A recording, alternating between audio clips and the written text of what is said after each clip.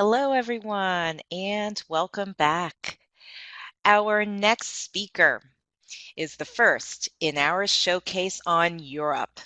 I'd like to introduce Anna Shovkaliuk, who is showcasing Ukraine. Anna has been a teacher of English for over 10 years and is a Cambridge CELTA and Delta holder as well as a teacher trainer. For the past 4 years, she has been working with teachers from various institutions in Ukraine, delivering training programs, conferences, and webinars on behalf of Cambridge University Press. We're so happy to have you. Take it away, Anna. Thank you, John. Hi, everyone. Morning, afternoon, evening.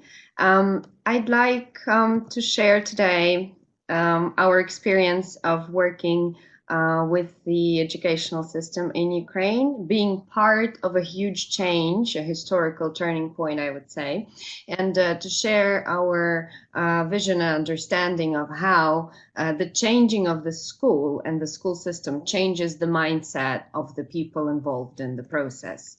And the first thing I would like to show is the way and the background of the educational system of our country. And that is why I have selected a picture which depicts quite an old bus. And this is my metaphor. Hi everyone. I see a lot of highs and hellos in the chat box.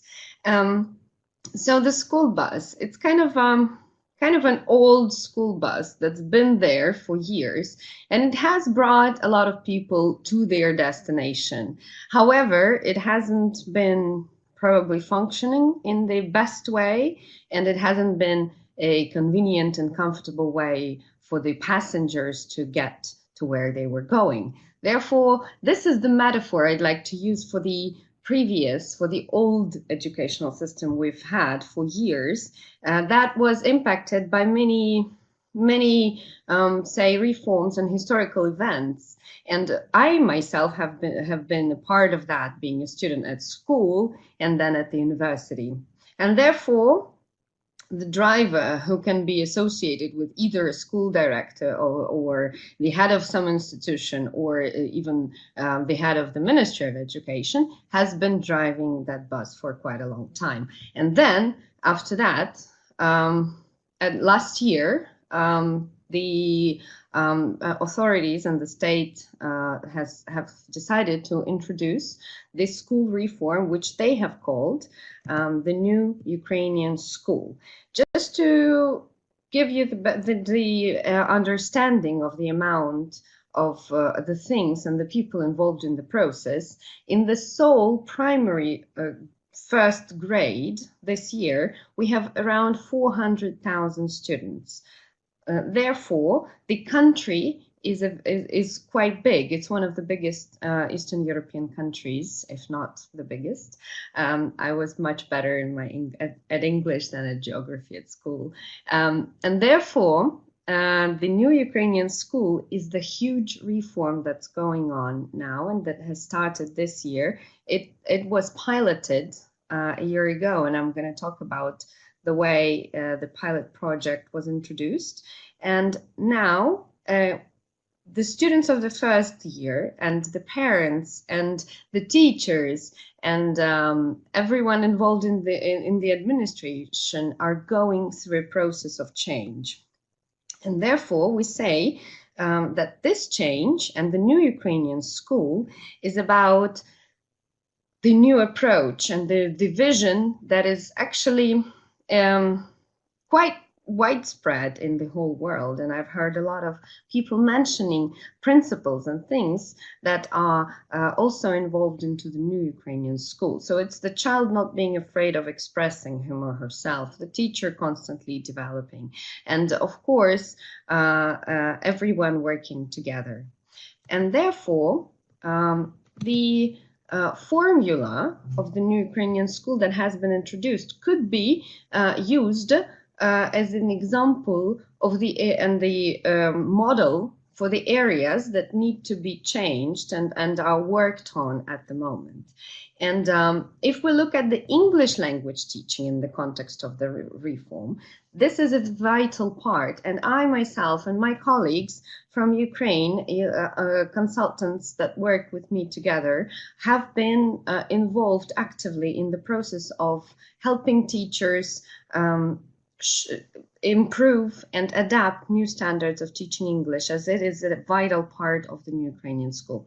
Therefore, if we look at this formula, the motivated teacher, for example, is the one that has equal opportunities for self-development, for teaching, that has tools which are relevant and enough for introducing the standards of English language education in the classroom. And it starts with the first grade.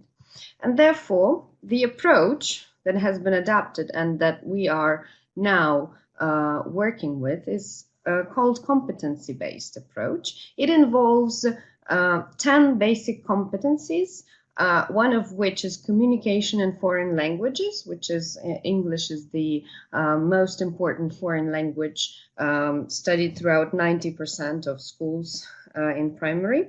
And other competencies are not only about English, however, they have to be included and integrated into the English language learning as well. And it is realized through the program, through the materials that have been developed, and through the methodology that teachers are trained and taught. The other option and the other very important basic part of the program are the life skills. And I've seen Iris mention the 4 C's and the life skills that are very important in the English language classroom. This is quite a wider list of those, I would say. And the question is, how many of those listed in the slide could be integrated into the English language classroom and learning? Well, I think, and we believe, and we think as well, that all of those, such as taking the initiative, for example, can be integrated into the language classroom. As such important skill as taking the initiative is quite a useful tool for, say, project work, for managing conversation, for working with others, with team members. This is part of collaboration as well.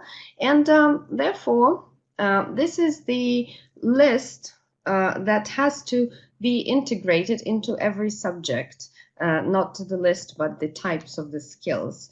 And teachers are the forefront, at the forefront of this change, of course, and they are going through this process of changing their own mindset in the first place. So the new Ukrainian school teacher is always developing, always learning. Of course, he is the one teaching values to the kids in the classroom, but in order to teach the values, you have to adopt them yourself.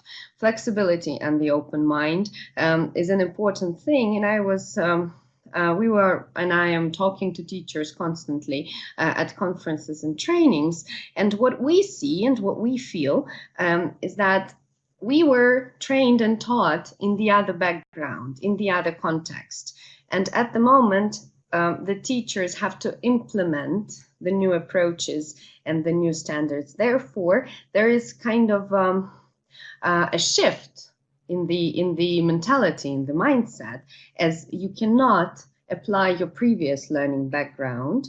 You have to use the new one, the new approach, which is quite difficult as teachers, especially the newcoming teachers, the starting teachers, usually use their own teaching and learning background as the example, as the basis for their own teaching. And now the approach and the system changes. Therefore, you have to change your mindset in the first place, and changing the mindset means being open and flexible to the new things that you're ready to try in the classroom.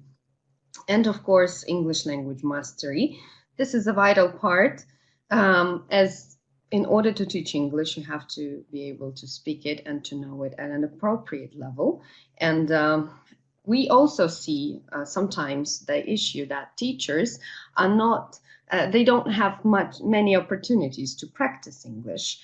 Of course, the need for English language application is huge. The need to communicate with others is huge. The need to exchange the views is enormous, as teaching English in the primary grades, in the primary school, solely makes the teacher sometimes lose the higher level of English, and therefore we always need to improve the level as well.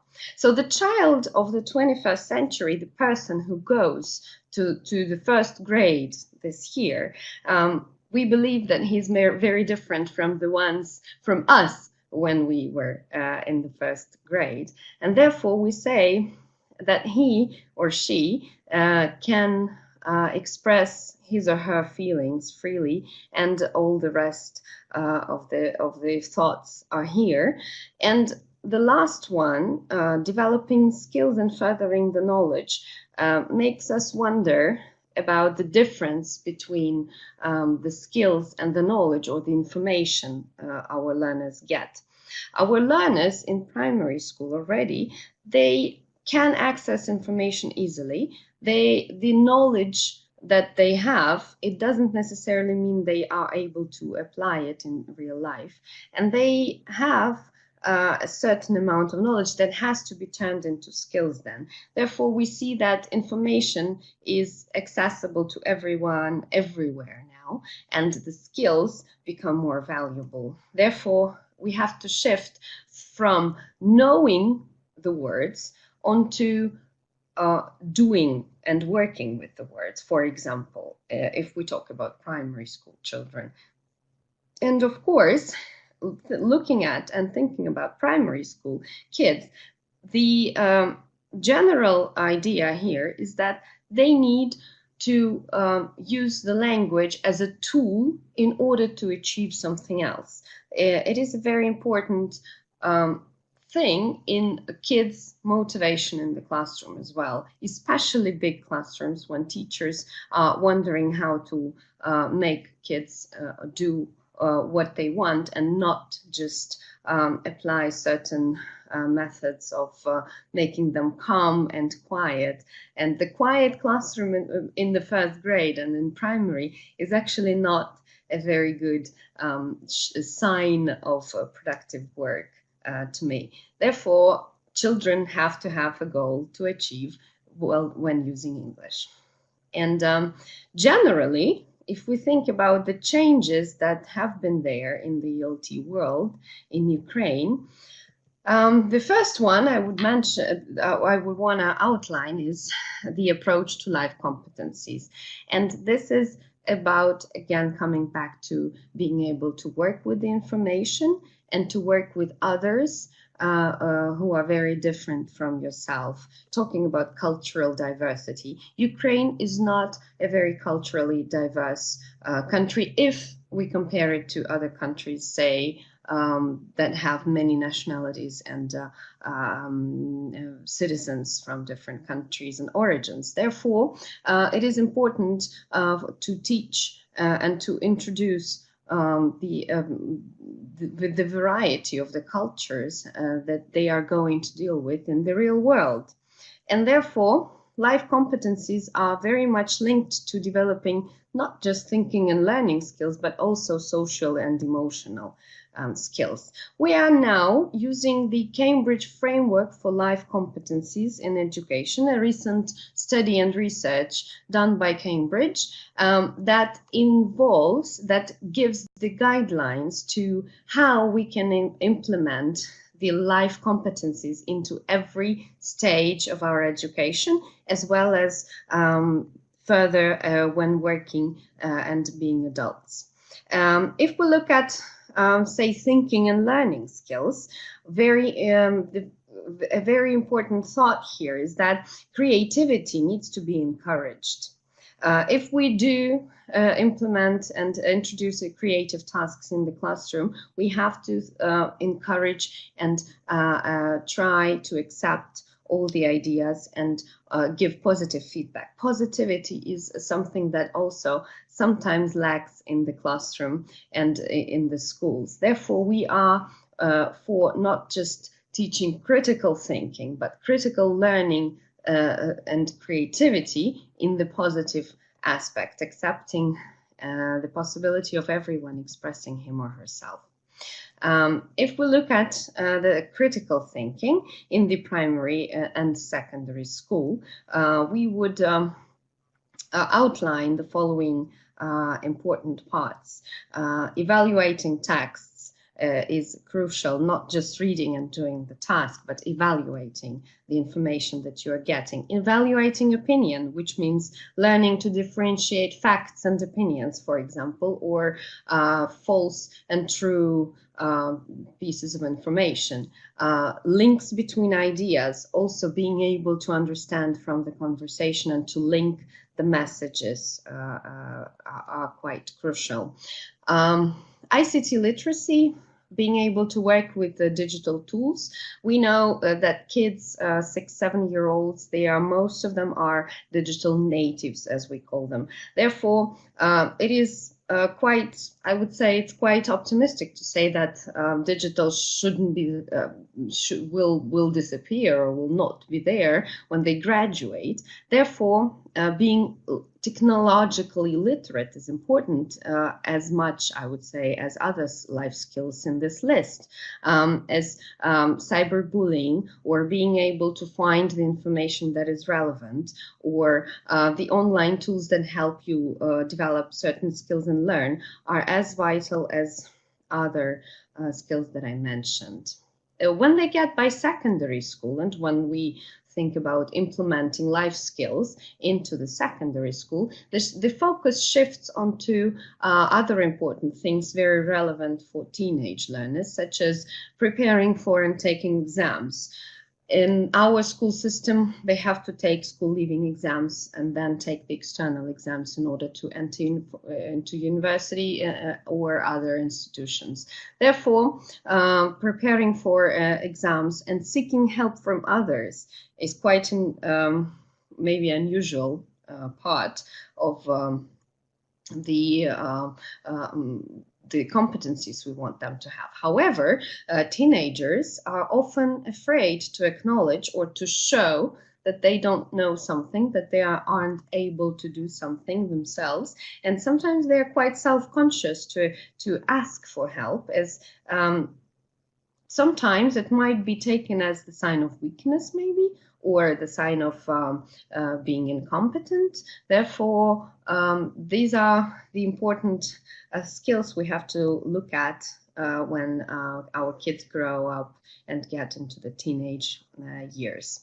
Social skills, I believe they have to be, they could easily be taught through English language, as being able to manage a conversation or to use appropriate language for or register for the context is vital for them to then use and apply English in the real world. Therefore, not sounding rude, learning chunks of language that helps to sound natural, and learning how to overcome their own language gap is very important. Overcoming own language gaps is something that we always, I always tell my students, don't expect me to translate every word for you. Use the ones that you know. So being able to go through and to overcome the words they know, not to get stuck on that, is also quite a useful skill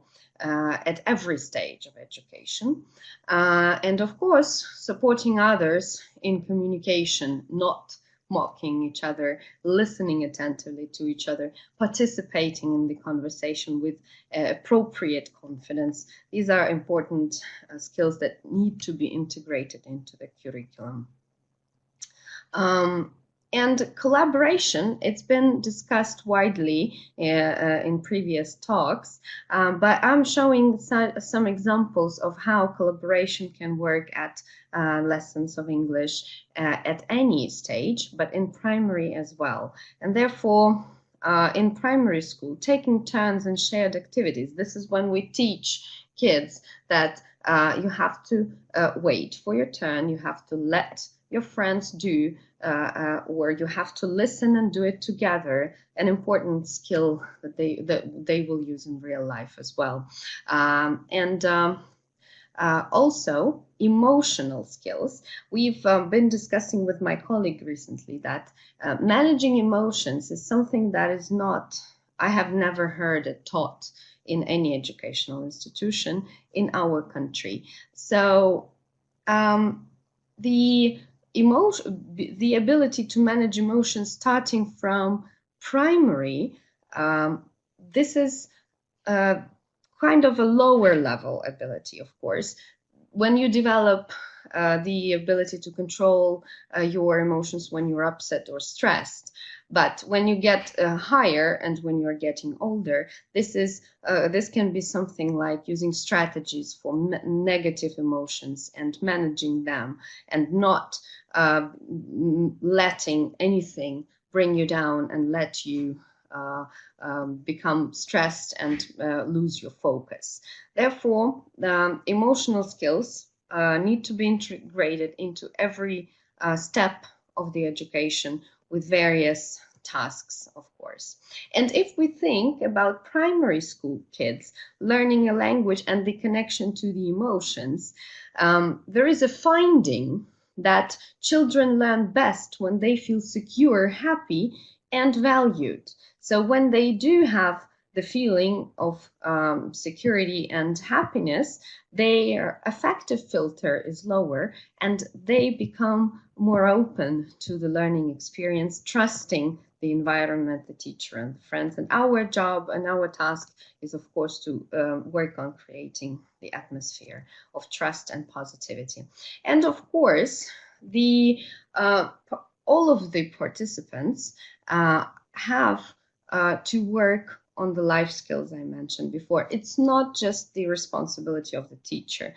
The parents and the teacher working closely have to, I don't like the word have to, should be working closely on integrating and developing the skills mentioned.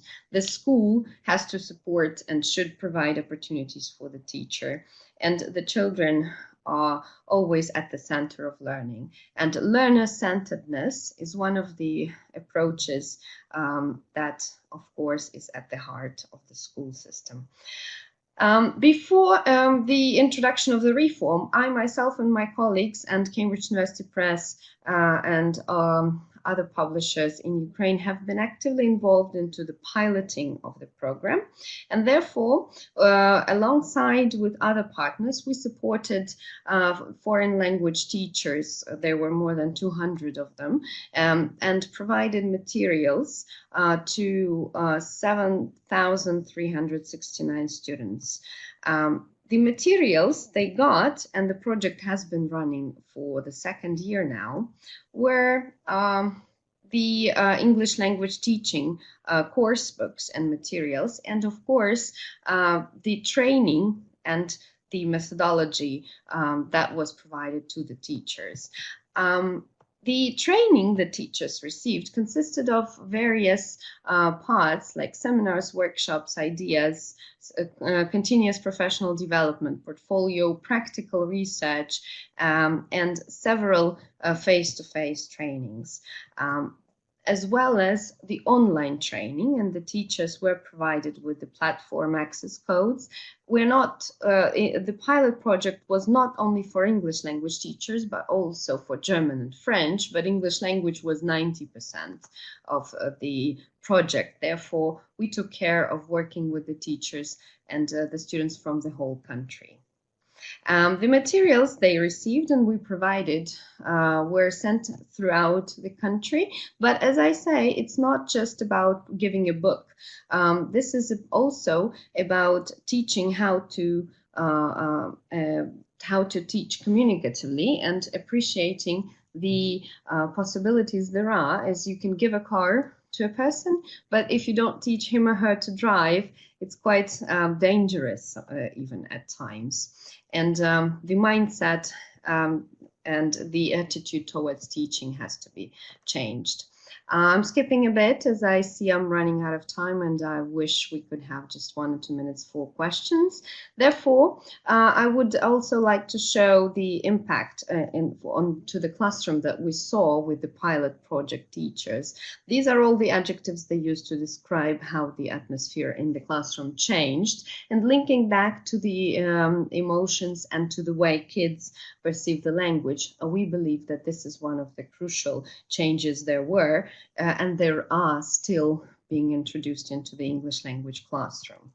The second step was training and teaching 17,000 teachers for the reform, for the school reform. This is the amount of teachers working now in primary school in the first grade, teaching English in the new context. Therefore, we worked closely with British Council and our partners on creating a program, blended learning course for the teachers. And we consider this to be quite successful, as the platform and the trainings have been conducted in 3 months, and we have received quite positive feedback. We're thinking of the further steps for the teachers, not to just let it go as it is, as this the process of change has just started, and the future steps are aligned, and we are working on supporting teachers more and in the future. And in our understanding, English language teaching is about all the things on the slide. I'm finishing now, and I will type my email in the chat box, and I would like to thank you. And yes, I think I've managed to leave 2 minutes for the questions, if any. Thank you. Thank you, Valeria, for the compliment. Thank you. I tried to squeeze as much information as possible into the 20 minutes, and I wish we could, I could share more. And I will be happy to share more experience and information.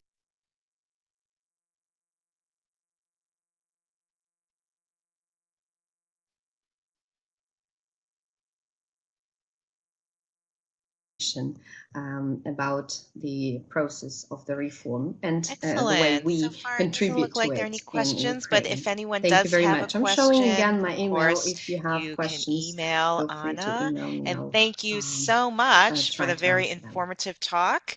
Thank It you, looks Maria. like people are very, very much impressed with your presentation, so we can't thank you enough for that. Okay.